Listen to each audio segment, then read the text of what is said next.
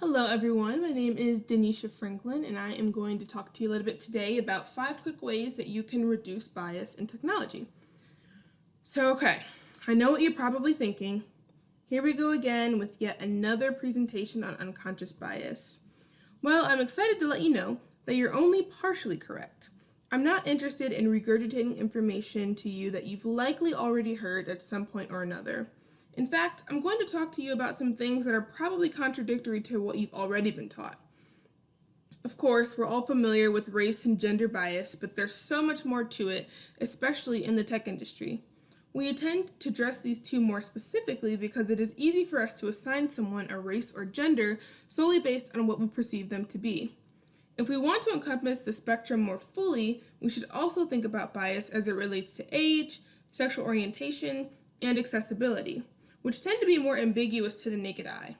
But even further than that, I'm excited to talk more about various types of bias that are not necessarily associated with one's identity. So I really have just one main goal today, and that is to encourage at least one of the people listening to think differently. And I'm not talking about critical thinking. Thinking critically is like thinking outside of the box. It works especially well when you have objective facts or evidence, but I believe that critical thinking can actually stifle innovation if it is not harnessed appropriately. Thinking differently means that I want you to not only think outside of the box, but I want you to go open up 10 completely different boxes and see what you find inside.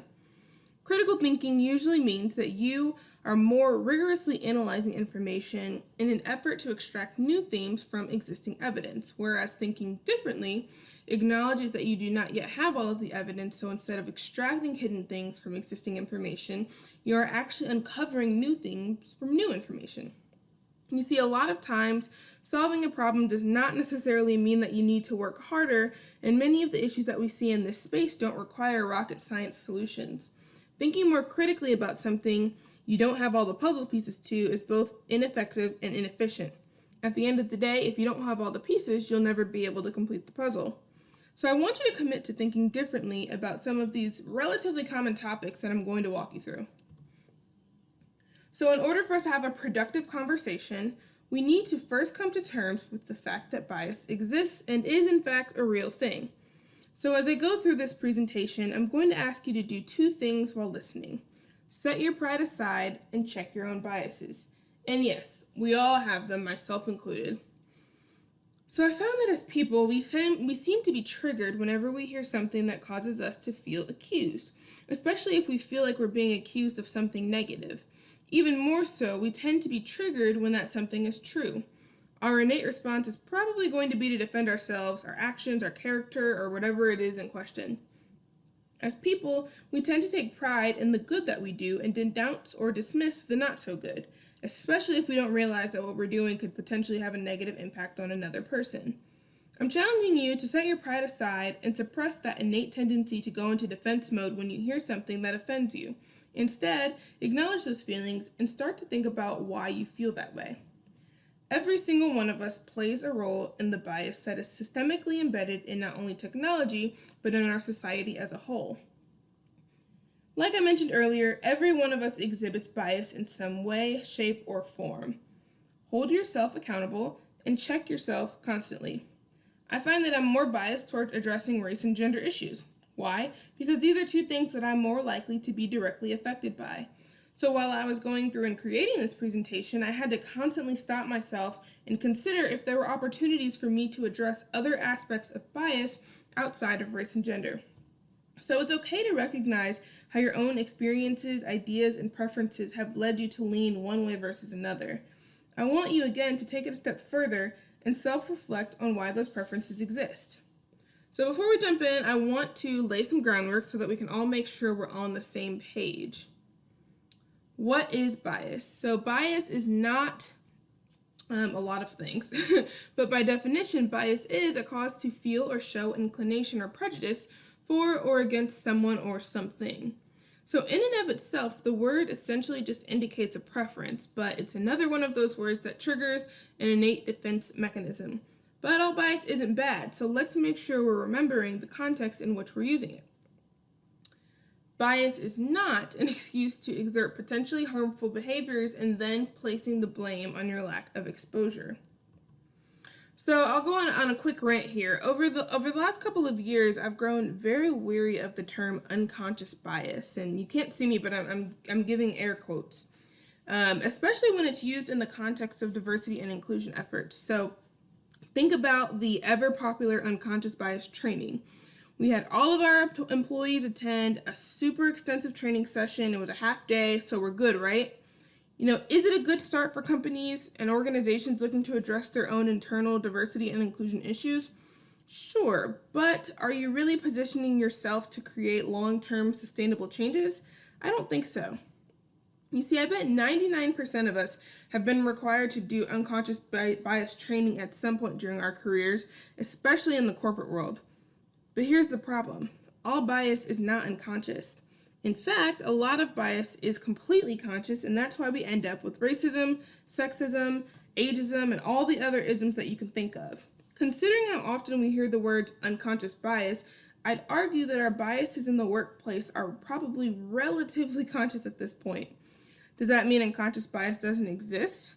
Not necessarily, but I do think the term can be misleading because while you can train someone to acknowledge their biases, you cannot necessarily train someone to be unbiased, and you certainly can't ensure that every employee is practicing unbiased behaviors, even if they're now conscious that these biases exist.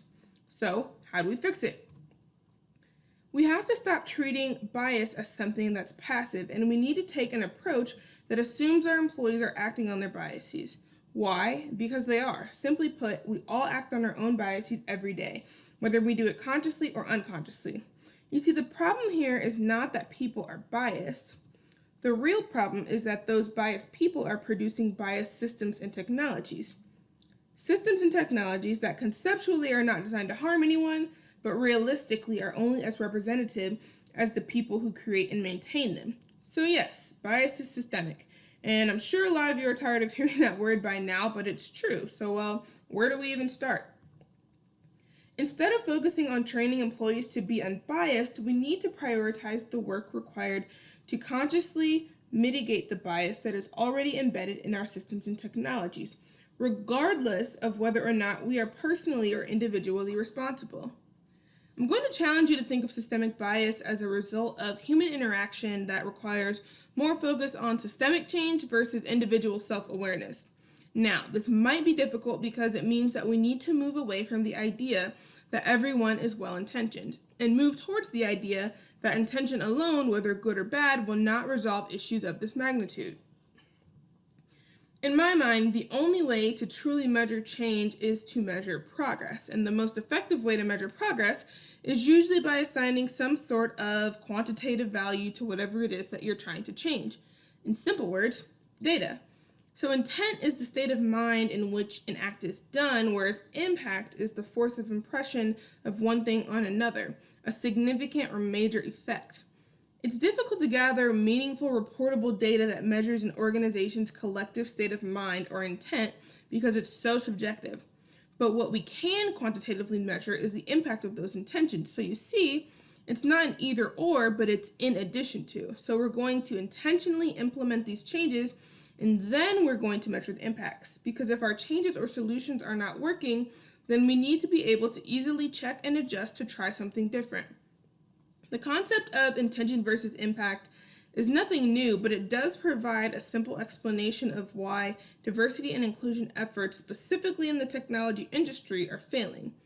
So, let's say your numbers or your data suggest that an impact has been made and you're able to improve your gender diversity by 1% year over year.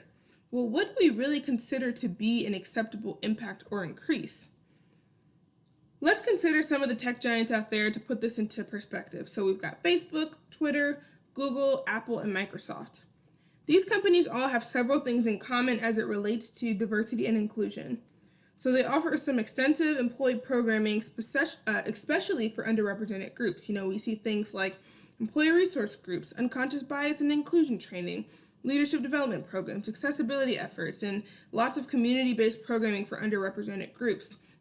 One of these, I don't remember which one it was specifically, had over 50 types of employee resource groups. But despite these efforts, diverse representation is still severely lacking, especially in technology. From 2017 to 2019, Facebook only saw increases of 0.8% and 0.2% for Black and Hispanic employees respectively. Google and Microsoft saw similar rates of increase.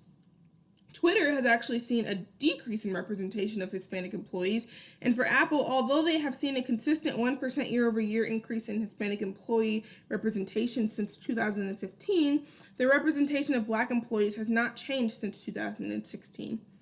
This is why we need to take a step back and acknowledge that although the right intention is probably there, the impact is minimal. And for the amount of money that is put into this type of programming, we need to see an ROI. Otherwise, we're just checking a box. And no, I don't mean a return on investment, because this goes so much further than that. When I say ROI, I mean a really outstanding impact. And yes, I might be making this acronym up, but I really want to highlight the importance of measuring impact versus intention to ensure that we're driving meaningful and sustainable change. So the reason that we're all here today, 5 quick ways that we can reduce bias in tech. We all know that change is never easy, especially when it comes to advancing diversity and inclusion efforts in technology. Many initiatives require lots of time, resources, and approvals before coming to fruition to create impactful change.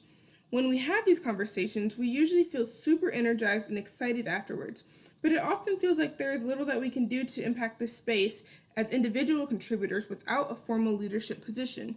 And so we're left wondering, what can we do right now? The truth is that it takes all of us to create long-lasting, sustainable change. And the good thing is that there is something that we can all do to be a part of the solution. So let's talk about what you can actually do regardless of your job title.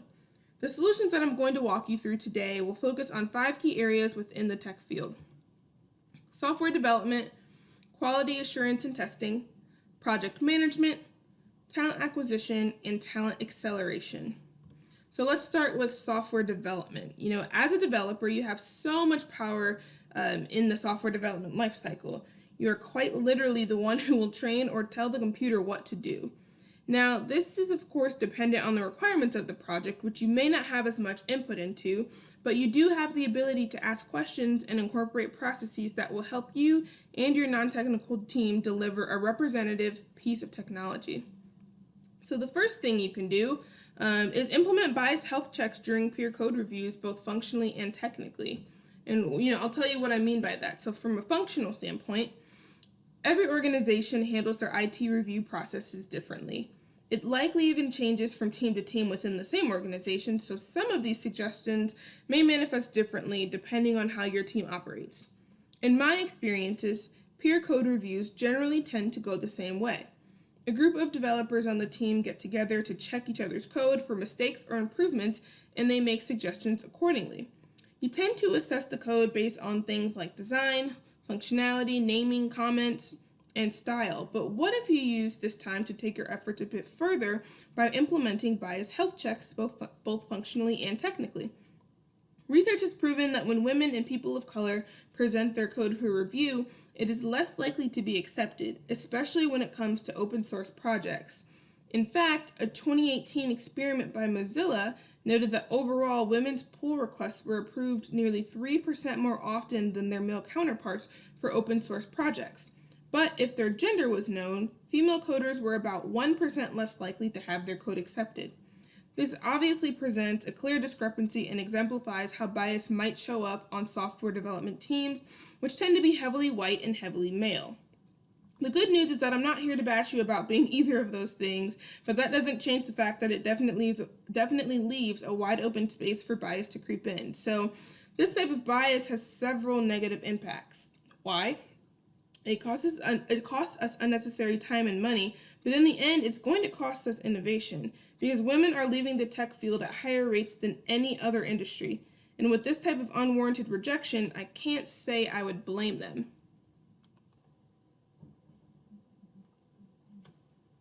Think about it. Code reviews assign value and reputation to the work that a developer creates. If a female developer's work is consistently devalued, It will in turn not only affect the reputation of her code, but it undermines her skills and abilities, which will begin to limit future opportunities for her to work on more complex projects or even be considered for promotions. More often than not, women in the field are outnumbered by a ratio of 5 to 1 or more, which only amplifies the effects of gender-based bias, even if it is unintentional. The ideal solution would be to invest in diversifying the team, but again, we know that takes way more time and money than many organizations are willing or able to make up front. So this is where you come in. There are a couple ways that you can start to create a more objective code review process. The first is to consider using an actual code review tool that would help to automate the process. There are lots of different options out there, and some are even free. These will often work when integrated with services like GitHub or GitLab, and some organizations have even toted the ideas of finding ways to implement blind or anonymous code reviews, but that is much easier to do with open source projects than in the workplace when you're typically are aware of what your peers are working on. So code review tools will not replace the manual process, but it will help to introduce objectivity.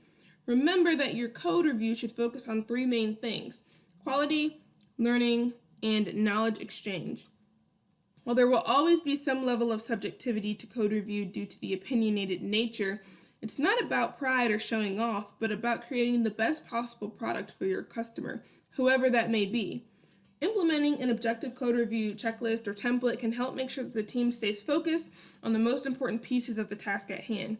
Think about the types of questions you ask and consider whether or not they are actually targeted towards a specific problem, or are they targeted towards increasing the quality of the code. Your comments should not be solely based on your own opinions or preferences.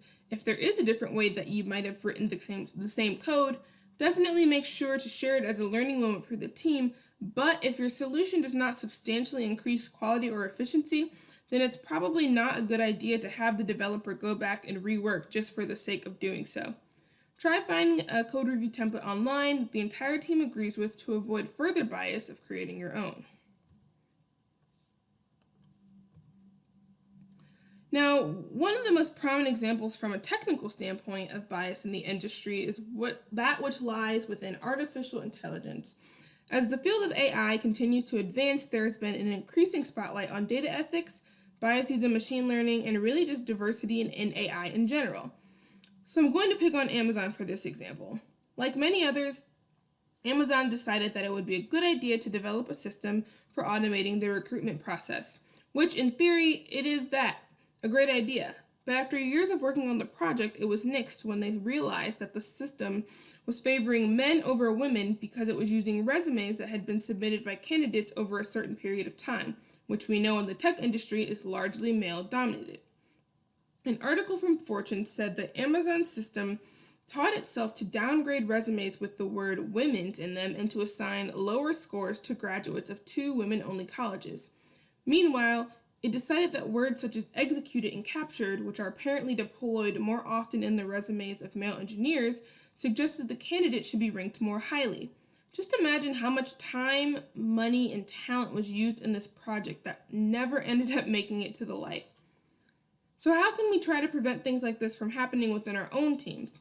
Remember that algorithms often lack context if not trained appropriately.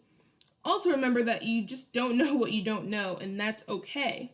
Many of the biases we see in artificial intelligence are the result of feeding systems with biased training data that is often collected and decided on by a company's AI researchers. The initial issue is that the AI industry makeup does not accurately reflect most consumer bases, let alone the world. The average age is 40.5, so we'll just round that up to 41. 80% of professors specializing in AI were men. Women comprise only 15% of AI research staff at Facebook and 10% at Google. Only 2.5% of Google's workforce is Black, while Facebook and Microsoft are each at 4%. With these numbers, I would say that there's a good chance that machine learning systems have a relatively narrow viewpoint. So where can we start? Actively make sure that your training data is equally representative. Become the bias champ on your team by making it a personal responsibility to educate yourself on which data might be missing or lacking. When you uncover new information, document it in a bias log that is publicly accessible to your team and encourage others to do the same. That way, you can avoid making the same mistakes in the future. Avoid improperly segmenting training data in ways that are inconsistent with the real data, and be careful using weight multipliers, which could lead your model to produce biased, skewed, or otherwise inaccurate results. Consider some common data themes to check for representation and include them as a checklist in the bias log for others to use as they go through the same process.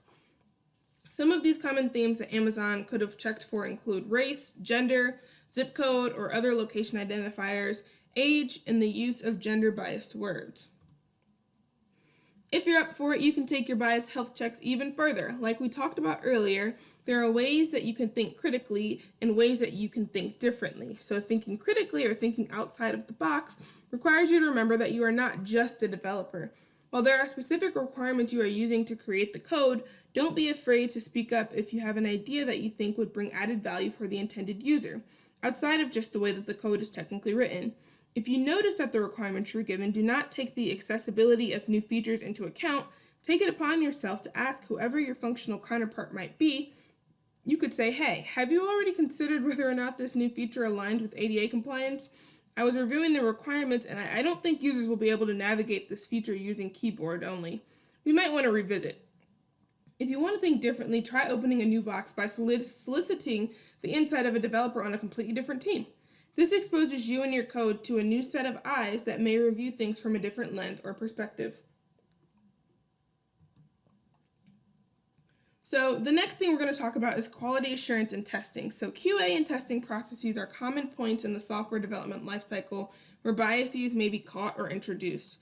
This is actually a really good way to show the effect of non-identity related biases and how they can impact the quality of your product or processes. So I'm going to talk about 3 types of bias that might seep into your QA and testing practices and what you can do to combat them. Confirmation bias, representative bias, and anchoring bias. And it's actually representativeness. I'm going to have to say that so many times. So let's start with confirmation bias. Practice says that confirmation bias is the tendency to look for evidence unconsciously that confirms your preconceptions and opinions. You ignore or dismiss the facts that disagree with your preformed opinion. Why is this a problem?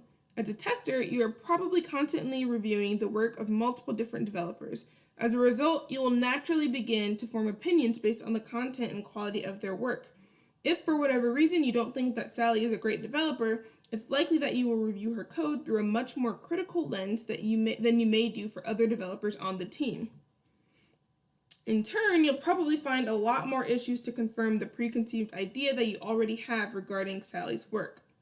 On the flip side, you run the risk of missing potential bugs or critical issues while testing the code of other developers that you might be fonder of if you already think that they're less likely to make certain mistakes. To tackle your own confirmation bias, challenge yourself to test all code from the same lens despite previous performance. You might notice that Sally is actually improving upon the very things that caused this bias in the first place. So take an active approach to testing for scenarios that you normally wouldn't. Ask other testers on your team what they might look for and see if there's a way that you can incorporate their suggestions into your own work if it applies. Try to target those who differ from you in some way, shape, or form. Alrighty, so representativeness bias. This is the tendency where people see the commonality between people or objects of similar appearance and make incorrect stereotypical assumptions. In other words, you're making an assumption based on how well someone or something fits a stereotype that you have created in your mind. This might often be something that testers are more often the recipients of. So think about these common stereotypes of testers. They can't code, so they don't understand the technical stuff. QA teams are the ones solely responsible for product quality, and testers can easily be replaced by automation. Have you ever found yourself thinking or saying any of these? The stereotypes are actually very harmful for many reasons. For one, it shows a lack of respect and appreciation for a very important skill set on any development team. Although they may not be coders by profession, I dare to say that most testers have some degree of a technical mindset. If anything, it's actually great to have a set of eyes on your code from a less technical perspective. It reduces the amount of bias that you might see during a code review with other developers. The idea is that testing brings a diverse lens to ensuring that a product is holistically prepared to ship and actually helps to mitigate some of the bias that might make it past peer code reviews. In the end, you end up with a better product for your customer. If your team has a universal sentiment that quality is the sole responsibility of the QA team, you could be passing it off. You could be decreasing efficiency for everyone. If you are developing coder software with the idea that they'll catch any bugs or issues, you're less likely to do your own due diligence in testing the quality of your code before passing it off for review by the QA team. This ends up wasting time not only for them, but for you as a developer as well, if they find things that you may have been able to easily catch with a more intensive self-review. At the end of the day, no matter how advanced automation technology becomes, there will always be a need for the human element to apply perspective and context to any product. Insinuating that this discipline can be easily automated diminishes the value that QA testers add to your team. We can address this bias from two different angles. So if you're not a tester, consider whether or not you're guilty of playing into any of the previous mentioned stereotypes. If you are, it might be a good idea to take some time one day and sit down alongside someone on the QA team as they review your code. This way you can see exactly how their process works and what it is that they're looking for from you as a developer. Sure, it'll take a little bit more time on the front end, but at the end of the day, if you do it once, then you don't necessarily have to worry about doing it again. On the flip side, if you're a tester, Practitest suggests that you do a couple things as well. First, value yourself and your profession. That's the most important piece. Then, back up your opinions with data, educate your team about testing, develop a technical mindset, and upgrade your skills to break those negative stereotypes around testing. The final type of bias that I'm going to touch on for QA is anchoring bias. So, anchoring bias can be best described as the tendency that we have to rely heavily on the first piece of information that is offered to us. It's something that we see a lot in the marketing space, and it's used to influence customers to make purchasing decisions based on a perceived discount. So in this example, you can see how the user is essentially manipulated with the use of some targeted wording. They make the customer focus on the first piece of information, which in this case is the suggested retail price of $400. They show that it's marked down, but the sale ends today. Anchoring bias presents itself similarly from a QA perspective when its effects have implications on deliverable efforts and timelines. Practitest gives this example. Jim works as a tester in an agile team. In a sprint planning meeting, the product owner asks, "Hey Jim, how much time do you think it takes to test this new feature?" The product owner also adds, "I think it shouldn't take more than 8 hours. What do you think?" So in this case, the first piece of information, 8 hours, that the product owner offers acts as an anchor and can influence Jim's estimate. Jim might end up giving an estimate which is close to 8 hours without being rational, which could later lead to inaccurate estimates and delays in releases. I think we can all agree that we've been in a situation similar to Jim. Our partners or stakeholders might have preconceived ideas around how much time a task should take based on when they need the task to be completed. This is their own confirmation bias sneaking in. There are two things that you can and should do if and when you are the Jim in this situation. And remember that even though I'm talking specifically about QA and testing right now, this will honestly apply to any role. First, do not let anchoring bias influence your decision making, especially when it comes to timing estimates for software testing. If you set the expectation with the product owner that testing will be complete in 8 hours, when you know that realistically it will take closer to 12, you run the risk of diminishing your own credibility, affecting other product deliverables that are dependent on your completion of testing, and potentially passing code that is not ready in an attempt to meet the communicated deadline. Instead of setting unrealistic expectations, use this as a learning opportunity. Take the time to explain to the product owner why the testing is going to take longer than 8 hours and which factors affect your estimates. I recommend giving a couple of different estimates that apply context to your team's testing process. You can give conservative, expanded, and expected timelines to set the right expectations and potentially open a new dialogue that leads to a better understanding on both ends and ultimately increases trust among the team. For example, if I were Jim in the scenario we talked about earlier, I might respond to my product owner like this. Jim, realistically, testing for this feature is probably going to take closer to 12 hours. We may be able to get it done in 10 hours if Sally is back tomorrow, but she's been out sick all week, so I don't know if that's realistic. I know the team is working on another new feature, so if that becomes prioritized, then we might be looking at 14 hours to get everything completed. In doing this, you're not only giving them conservative and expanded estimates, you're also providing context and reasoning for potential blockers. This sort of segues into the next thing that you can do, and that's having the conversation around prioritization continuously, the dreaded P word. Everyone uses the word, but few teams are actually effective in consistently applying it.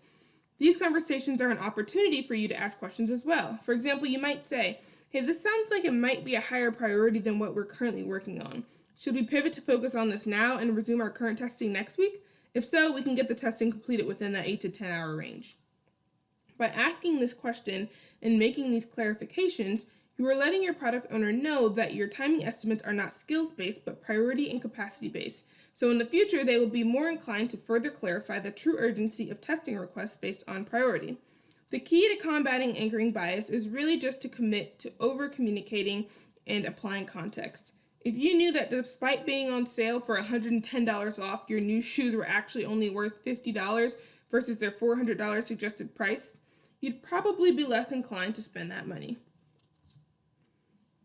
Alrighty, moving on to project management. So this might arguably be one of the most dangerous places to invite bias because it directly affects the decision-making processes that determine overall project success and outcomes. So as someone who has played the PM role before, it was actually pretty eye-opening for me as I was going through this to gather the research and finding examples of how I was actually guilty of acting on my own biases. So let's start with confirmation bias, and I found this on Google, and I thought it was so funny because, I think I can relate to this in a lot of ways, not just from a technology perspective, but if you remember, confirmation bias is the type of bias that occurs when you only consider the positive evidence in a situation while neglecting the negative. So how does this play out as a project manager? Well, there are several ways that confirmation bias is exhibited, but one of my favorite examples revolves around Agile. For whatever reason, you might be convinced that the Agile is the best methodology in the world and it's the only one that will work for your team, even though you've never tried it. Because you feel so strongly, you only review research that shares positive sentiments regarding Agile, and you might skip over resources that suggest anything negative. Again, the idea of Googling, exactly what you want to be true. If you look for it that way, that's how you're going to find it. So in the midst of trying to implement SAFe 5.0 within your entire organization, you begin to realize that things aren't going as smoothly as you hoped, despite all of the great things that you found about the framework during your research phase. So by failing to pay just as much attention to the Agile critiques, you didn't realize ahead of time that this specific framework requires such heavy engagement and buy-in from your leadership team.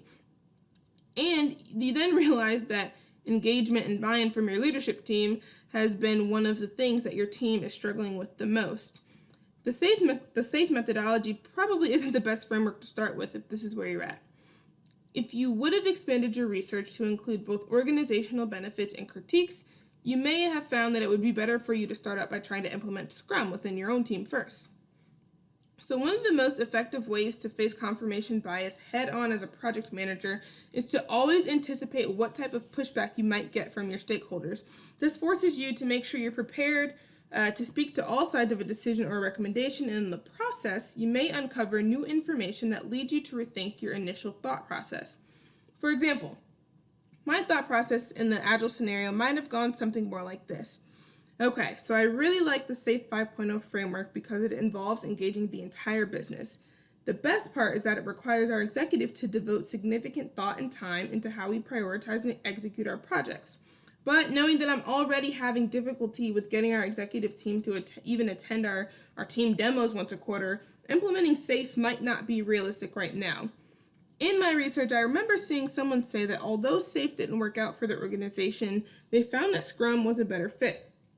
Since I'm anticipating that our leadership is not going to be ready to commit to an Agile transformation right now, maybe it would be a better idea to start with Scrum and see how that goes first.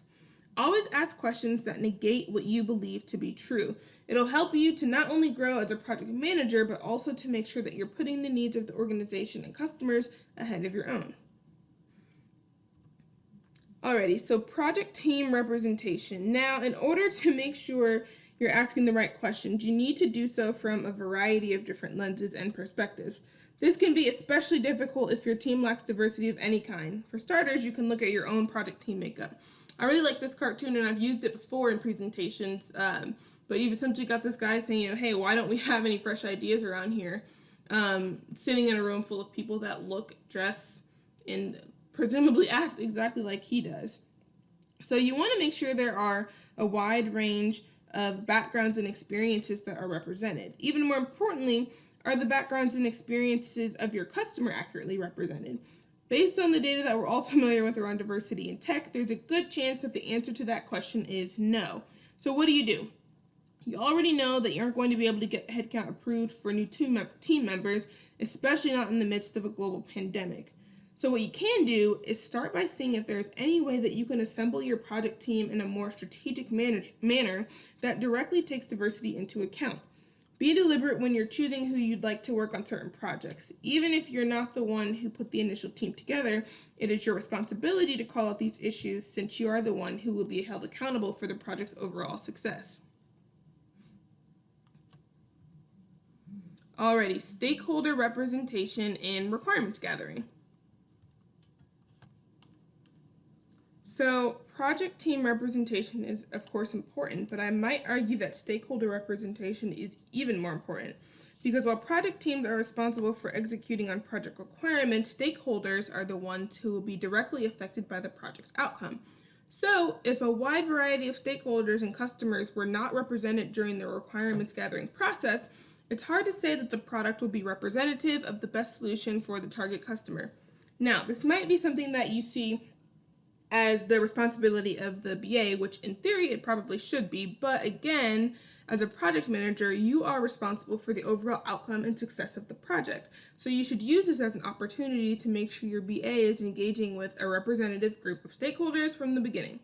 And if not, take the time to educate them on how that impacts the project and provide them with suggestions on who else should be included.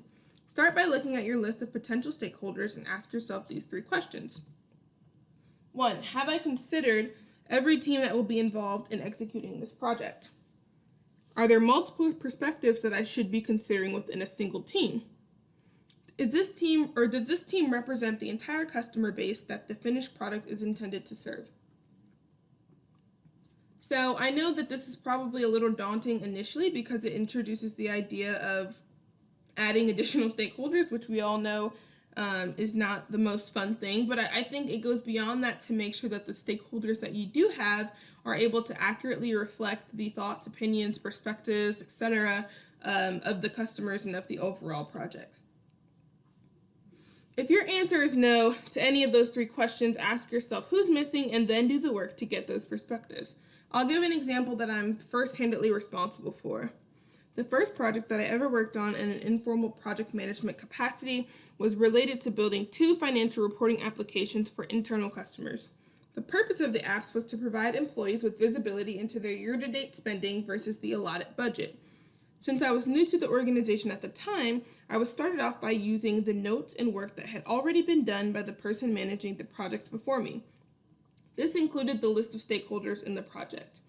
As I began to go through and meet with all of these different people, I started to notice a common theme.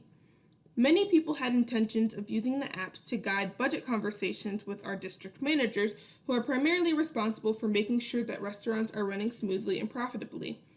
Despite this being one of the most prominent use cases, we had not made any attempt to actually engage any district managers directly during the requirements gathering phase. Instead, we had very heavy representation from the finance department, and after finally engaging with the district managers, we came to see that the app's functionality was just way too complicated for them to effectively use, especially since their jobs require them to constantly travel to different restaurants. So here's what I realized. Because we were working with the finance teams as our primary stakeholders, the dashboards that we designed for the app were nice for desktop users in the corporate office, but they were not mobile friendly. The apps did not centrally address the most common reporting metrics that district managers were using, so they had to go to multiple places in the app to compile the information that they needed. This was very difficult to do since they were primarily on their cell phones when visiting different restaurants. And the apps contained several complex metrics used by the finance team, but those metrics were not intuitive and were not widely known or accepted across the organization as a whole. So as much as I hate to admit it, we tend to overlook important stakeholders when they're not as easily accessible as those sitting with us in the office. So if our team would have considered this earlier on, we could have saved a lot of wasted time and resources that we had spent on redesigning our apps. So again, I come back to this idea of thinking critically versus thinking differently. And for a project manager, critical thinking might be trying really hard to brainstorm, new and innovative questions that you can ask your existing stakeholders. Thinking differently is figuring out who is missing from the existing group and actively going to seek out those people or teams. So the last two ways that I will discuss for reducing bias in tech revolve around this concept of talent management. When it comes to talent management as a whole, identity-based biases are incredibly rampant. It doesn't really take a ton of data to prove, when I can look around the environments that I work in on a daily basis, and I can clearly see, or should I say I cannot see, anyone that looks like me. Representation in your technology organization or in your company as a whole is based on how you manage talent at all levels. There are so many layers of bias that seep into these processes, so I'm going to unpack this idea into a few more digestible chunks. I call this concept 5-star talent management. It makes it easier for me to address the presence of bias at each stage of talent management. So we've got attracting talent, interviewing talent, hiring talent, advancing talent, and retaining talent. And as I walk through these different stages, I'm going to do so through this lens of assessing culture fit versus culture add, right? And the impact that it has on both talent and on your organization in general. So this is a concept that I've seen popping up a lot lately over the last year or so, and I do think that there's a lot of validity to it. So according to a very reliable resource, I went to Wikipedia and saw that culture was defined as an umbrella term which encompasses the social behavior and norms found in human societies, as well as the knowledge, beliefs, arts, laws, customs, capabilities, and habits of the individuals in these groups. So I threw this chart in there because I thought it was really funny but accurate. And yes, this is meant to be sarcastic if you didn't catch that, but it's this idea that when we hire people, we're hiring, a little bit based on experience, even less on education, a little bit on skills, but a big piece of why we hire people is their ability to fit in with the existing culture. And then we say, they have potential. It's really about the people who are going to fit in, and we can teach them and get them up to speed. But when we're hiring based on culture fit, we're essentially looking for candidates who can seamlessly blend in and adapt to our company's existing norms and behaviors. But why do we want people to fit into the culture that has assisted the perpetuation of practices and processes that lead to issues of lacking diversity and subpar inclusion? We cannot keep hiring based on the same criteria and expect a different outcome. Instead, we should be focusing on how candidates can add to our existing culture, so much so that they are actually shaping the new culture that we're trying to achieve. You see, culture is not really about your company's mission or values, because let's be honest, every company pretty much has the same values in so many words. We don't need culture fit, we need culture transformation. And the only way to transform an organization's culture is by actively disrupting the practices and processes that contribute to it. So I want you to keep that in mind as we go through these different stages of 5-star talent. And I'm only going to point out 1 or 2 key areas for each stage. Otherwise, I could definitely keep you here all day long. So talent acquisition. So this is encompassing attracting talent, interviewing talent, and hiring talent. So attracting talent really boils down to how you're finding or sourcing talent and how you're developing your candidate pool. Before you can get people in the door, you have to first be marketing your brand in a way that is attractive to diverse groups of people. So this is especially important in tech because there is certainly a war on talent, and there has been for quite some time now, even with everything going on in the world. But simply put, candidates have options, and you need to quickly establish why they should pick you, not the other way around. So a candidate's first impression of your company's culture is often through a job description. So therefore, it's critical that your job descriptions are intentionally written to display inclusivity. So simple things like length and language can quickly determine whether or not a qualified candidate is interested in applying for your open position. So start by considering the length. Wordy job descriptions can be intimidating to prospective candidates, especially if they include a long list of required skills or quote-unquote must-haves. Consider whether or not everything listed is realistic and or actually necessary for someone to succeed in the role. We know that women are likely to apply for jobs only if they meet 100% of the listed qualifications, whereas men apply to jobs when they meet only 60% of those same qualifications, thus limiting your candidate pool. So I encourage you to request a copy of the job description for your own role from HR and see how you actually match up. Be sure to use gender-neutral pronouns in your job descriptions and avoid the use of gender-coded words. So for example, words like competitive and execute may show bias towards men or positions that you're targeting a man for, versus words like patient and collaborative tend to be used for positions that show bias towards women. A lot of times we'll see these in more secretarial or administrative types of roles.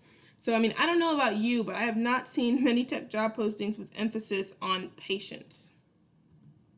Let's talk about interviewing talent. Now, interviewing is obviously one of the most important steps in the talent acquisition process. It's also one of the most bias-prone steps, which can not only lead to missing out on great talent, but it can also contribute to a negative candidate experience. Let's start by looking at the diversity of the actual interviewers. So knowing that the tech industry is predominantly comprised of white males, especially in leadership roles, there's a good chance that the interview lineup looks the same. Why is that a problem? Well, there are a couple of reasons, but I want to focus on one that is not talked about as widely, and that's this idea of stereotype threat. So stereotype threat presents itself when people are aware of a negative stereotype about their group and worry that they might confirm the stereotype, which can have the effect of undermining their performance. So according to Buffer, there's a famous study of black and white participants asked to take a test. Black and white students performed equally well when the test wasn't framed as measuring intellectual ability, but when black students were aware that their intellect was being judged, they did significantly worse just because they were asked about their race. Stereotype threat is an established psychological phenomenon, and it caused these black students to do worse on the test, identifying themselves with the group that has stereotypical, though mistaken, associations of lower intellectual ability, and this primed them subconsciously to adopt that trait. So you might be thinking, what does this have to do with anything? Many times, placing someone from an underrepresented group in a room where they are, in fact, underrepresented during a stressful event like interviewing can lead to a heightened sense of awareness that, in their mind, manifests as a threat. I can speak to this firsthand, whether it's being the only black woman in a room full of white women, being the youngest person in a room full of executives, or even being the only BA in a room full of architects and developers. The already existing pressure to assimilate is only heightened and can lead to performing at a level that is not indicative of their true skill set. So this is what happens when you are a woman being solely interviewed by men, a person of color being solely interviewed by white people, a person who uses a wheelchair being solely interviewed by able-bodied people. There's this idea that you have to overperform in order to prove your competency. So what can you do about this? If you're involved in any part of the hiring process, you have the ability to impact the candidate's experience, even if your only involvement is when your manager brings them in to meet your team. Go out of your way to make them feel more comfortable. Prior to what I'm doing now, I was an IT recruiter, so this is something that was so important to me when I was talking to candidates.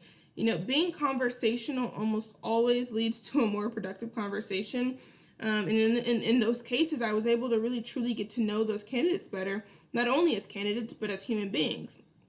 And so when people feel comfortable, it's so much easier for them to show their authentic selves, even though I cringe using the word authentic, but it is, and you will be surprised how much more you learn from them about their job-related skills and proficiencies just through the way that they act when they feel more comfortable. All right, so we're moving along now in the process. We've attracted a diverse candidate pool, we've interviewed everyone, and now we're trying to figure out who we're going to extend an offer to. Many companies will use some sort of assessment to narrow the pool and weed out candidates as they near the end of the process. I actually like the use of assessments for the simple fact that they allow candidates to showcase their ability to do the job firsthand versus making assumptions based on a resume. So the problem, however, is that many assessments are not objective, especially in the tech field where there's so much room for innovation and general subjectivity. Let's take a coding assessment, for example. At the bare minimum, the candidate's code should work.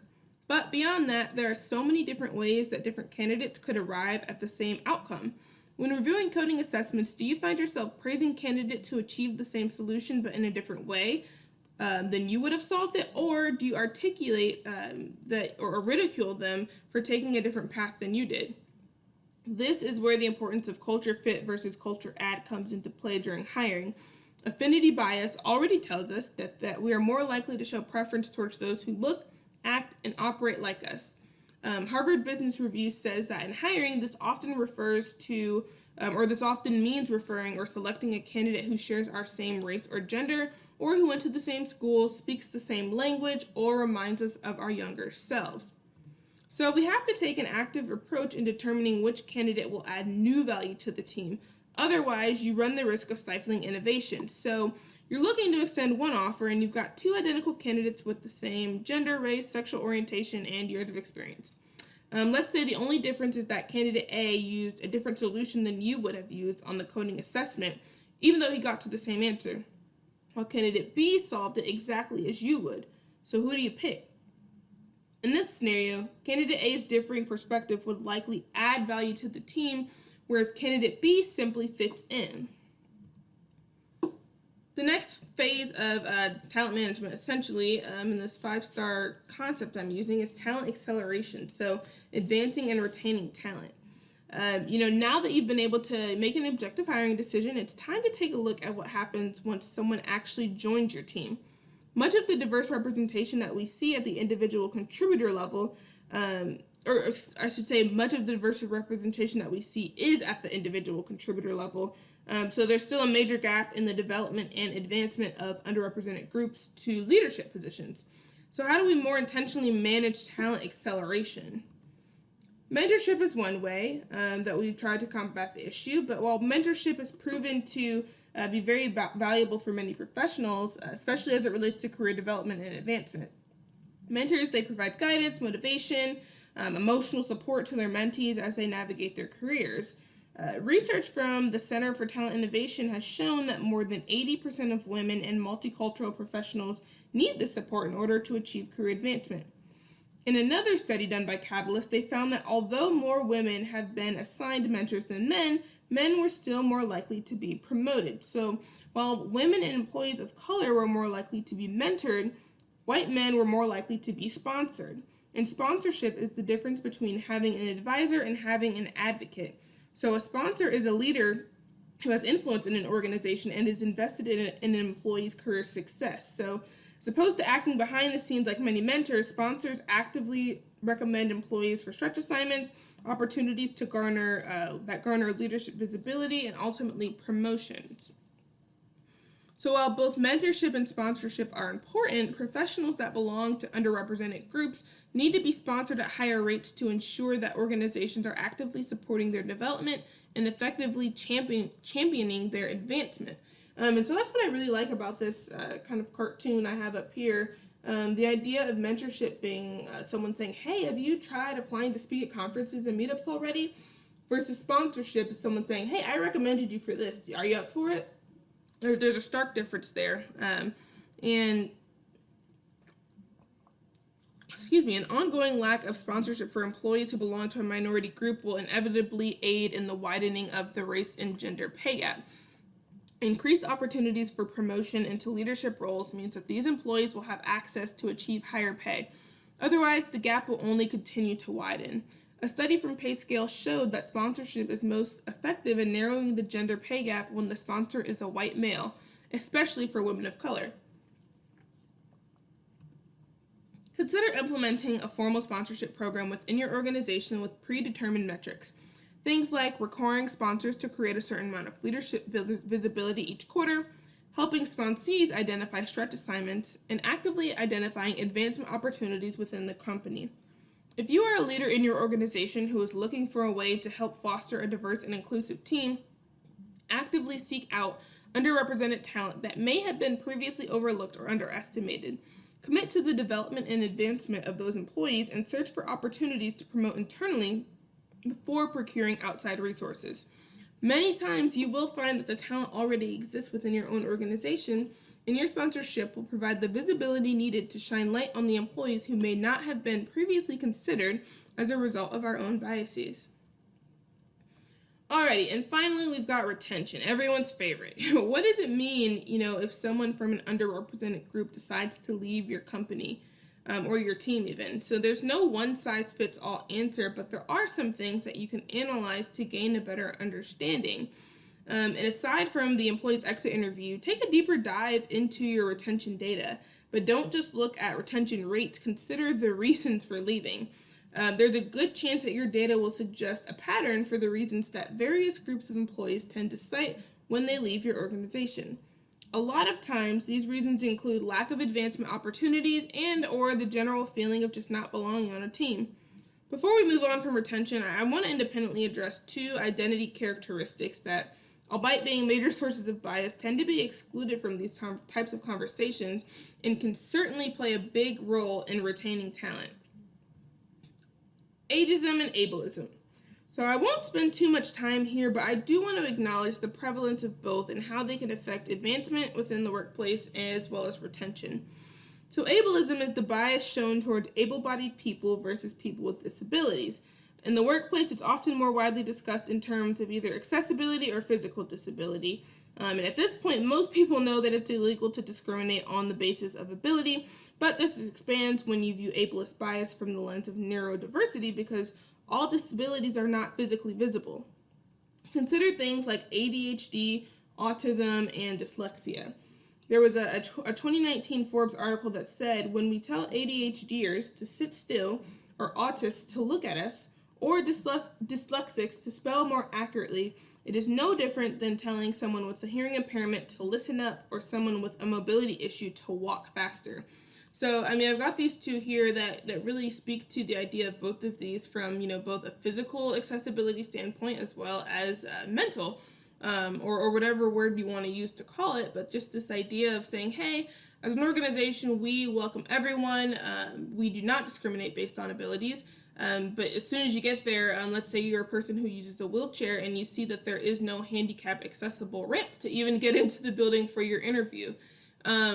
This is a huge piece of it. And then even more so, and I'll talk about this a little bit as I go on, but the idea of things like ADHD, we don't view those. Well, you can't physically see that. Well, maybe you can. But you really can't physically see something like that. But you have to think about how that manifests within your employee. And so, this has been me so many times, 12 o'clock in the morning, I'll go to bed soon. 5 hours later, what am I doing on Wikipedia reading about advanced nuclear theory? But as someone who really struggles with medically diagnosed ADHD myself, I've experienced how this can play out in the workplace. And, I've been told that I get up from my desk and take breaks too often, or that I'm too social, despite continuously delivering timely, high-quality work. So these were also cited as things that I should work on in order to increase my own promotability, for lack of a better term. A lot of the work that we do in the tech field requires us to work, quote-unquote, heads down for extended periods of time, which I actually really enjoy. But it can be mentally exhausting when you have to take such frequent breaks and then try to pick up where you left off again each time. People with ADHD have less dopamine, which means that we never feel satisfied, hence the hyperactivity, something that I don't innately have control over. And you know what else I don't have control over? My age. Ageism is so rampant in the tech industry, and although it is widely acknowledged, it is not actively addressed. So as a recruiter, back in my day, I had many candidates that were denied because they were, and I keep giving air quotes, you can't see me, but overqualified based on their years of experience for their current role. And when it comes to advancement, employees may be seen as underqualified based on the year that they graduated, because discriminating against current or prospective employees on the basis of age is not illegal if they're under 40. So we see this a lot in all the millennial jokes, so I will take it that I'm the butt of many of those. But in the past, when asking what I could do to position myself for advancement within an organization, I was told that I needed to slow down and recognize that the corporate world was not like college and that I shouldn't expect to advance each year. And it's so funny now because at the time it made perfect sense to me. But when I look back on that experience, I was seeing several of my peers who were the same age with similar or worst performance being promoted. So again, this idea of 5-star talent management is a big one, and I only scratched the surface in this presentation, which again shows just how much work there is to do when it comes to acquiring and accelerating underrepresented talent. The good news is that there is room for every single one of us to play a part. So, as we wrap up this conversation today, I want to make one final reference to this theme of thinking critically versus thinking differently. Two of the most common risks that we identified throughout this presentation were decreased efficiency and losing talent. But the thing is, while I'm calling these out as risks today, the reality is that all of these things are already currently happening within our own organizations. Mitigating bias within our everyday roles just doesn't require as much critical thinking as we think it does. What it does require is for us to think about things differently and to actively include perspectives that we historically haven't done the best job of doing. So, I urge you to continue challenging yourself and making sure that you are inviting all of the right voices to the table. And once they get to the table, take personal responsibility and accountability for making sure that their contributions are heard, valued, and respected. If you've learned nothing else today, I'm really hoping that this slide here will stick with you. The first step to mitigating systemic bias in the workplace is by acknowledging that it exists and that you have the power to intentionally drive impactful change. I want to thank you all so much for taking the time to listen in today.